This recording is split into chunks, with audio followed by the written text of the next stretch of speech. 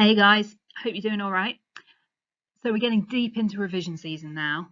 I hope it's not bothering you too much. I hope it's all starting to come together for you as we get closer to the exams. Now I realised I hadn't done very many videos on natural moral law. So a couple of people have requested that I do just a basics one. So I'm going to go ahead and do that today, and then I'm going to follow it up with one getting a little bit more into the second part of the topic. So natural moral law, as we know, is Thomas Aquinas. So it dates back to the 13th century.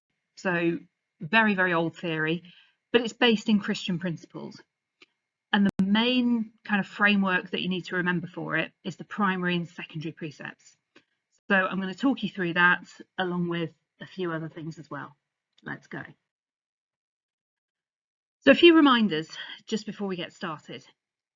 Now, Aquinas' starting point is that he's a Christian, he was a Christian monk, a Christian scholar, but as far as his ethics goes, it all stems from what he calls the Synderesis rule.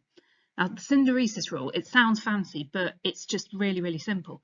Good is to be done and evil is to be avoided. So his starting point is that if you are a functioning human being, you should want to do that.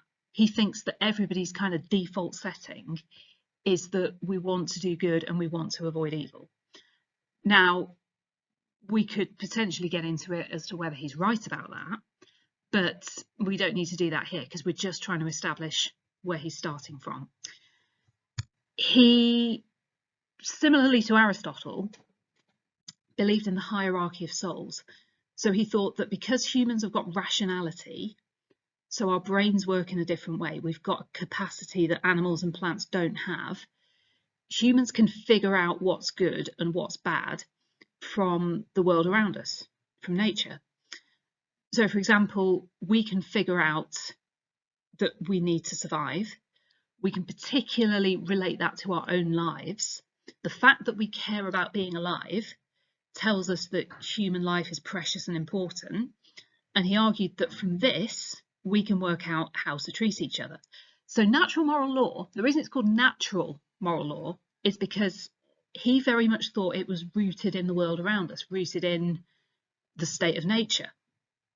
So what you've got to be careful of with this is, even though it's a Christian ethical theory, it doesn't come from the Bible. Aquinas didn't think it was necessary to get your ethics from the Bible. And you've got to remember that in his time, most people couldn't read the Bible. It just wasn't available to most people. So he thought that as long as your reason, your rationality was working, you could figure out what to do. So this theory of natural moral law, he would have argued, is available to everybody. Let's see how it works. All right, so his starting point is 5 primary precepts. Now, this is how the textbook sets them out. You might have seen versions of it with slightly more primary precepts, slightly different wording. Don't panic, because it's not absolutely fixed and set. But if you learn these, I don't think you'll go far wrong. We've got preserve innocent life, reproduce, educate children, live in an ordered society, and worship God. Now, the reason these are called primary precepts is because these things are what Aquinas believed human beings needed to do to thrive, to live their best lives, to live successful lives. And he's kind of assuming that these things apply to everybody, that they're what everybody wants to do. And again, there's potentially room to critique it here, because we can say, well, maybe not everyone does want to reproduce, and not everybody does want to worship God. But to be fair to him, in the 13th century, this probably would have reflected his experience and the experience of the people he encountered. The thing about it is, though, these are best understood as goals rather than rules. So you're trying to achieve these things. It's not that you have to do them or something bad will happen. we're trying to achieve them in order to thrive and be the best versions of ourselves. So this part of Aquinas' theory is a little bit more teleological or end-based than maybe deontological. But we do tend to classify natural moral law as a deontological ethical theory, and I'll explain why in a minute. So the end goal, where Aquinas believed that we were trying to get to, it's two things really. Now, again, borrowing from Aristotle, he thought that one of the end goals for humanity was human flourishing, eudaimonia, which there's a few ways we could talk about it, but being the best version of yourself is probably the most helpful one for us. And then the second one, and this is more specifically Christian, after death, receiving the reward of the beatific vision. Now, the beatific vision is, we might call it a fancy term for heaven, but Aquinas specified that for him, he thought it meant being in the presence of God for eternity. And he thought that that's what every rational human being would want. Now, why is it a deontological theory if so far all we've talked about is goals and ends?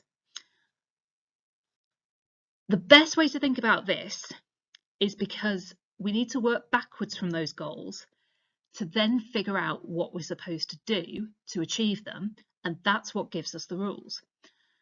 So if we know what we're trying to achieve, we can figure out the rules that take us there. So to give you a little example, this is the one that you've probably all done, and it's the most obvious one I can think of. So if we work initially from the primary precept to preserve innocent human life, if we have to preserve innocent human life in order to thrive and be successful, this shows us that killing innocent humans must be wrong. Now, we could potentially take issue with that word killing and change it to murdering, but it kind of works either way. Therefore, we can see that a secondary precept should be do not kill innocent people. So we work from the primary precepts to give us the secondary precepts. Sometimes when people are first asking about natural moral law or first learning about it, they ask for a list of secondary precepts. And I can't give you that list because it would be pretty infinite. There are not a fixed number of secondary precepts. You have to work them out for yourself. And so there can end up being loads. So to give you another example, if you're starting from the primary precept of live in an ordered society, there's two possible secondary precepts that I can think of straight away. Firstly, do not steal. And that's because in an ordered society, you need to be able to trust that your stuff won't be stolen. So therefore, you don't get to do it to other people. And do not break promises, because again, if you can't trust anybody, if you're constantly worried that people are going to break their promises or lie to you, that isn't an ordered society. So we can work it out, and we can work out as many as we need to work out. Now, finally, I'm just going to throw this in as well, because natural moral law is simple in some ways because it's got that framework of primary and secondary precepts. But Aquinas knew that there would always be situations that got a little bit complicated or where it was a little bit unclear, and people might need some extra help to do the right thing. So there are a number of workarounds. There are a number of things that he asked people to take into consideration. But I particularly want to talk here about the virtues because Aristotle, as I've said, was very influenced by, Aristotle was a big influence on Aquinas, and Aquinas allowed for a little bit of flexibility because he thought the virtues could help us out there. So these are the virtues he particularly listed.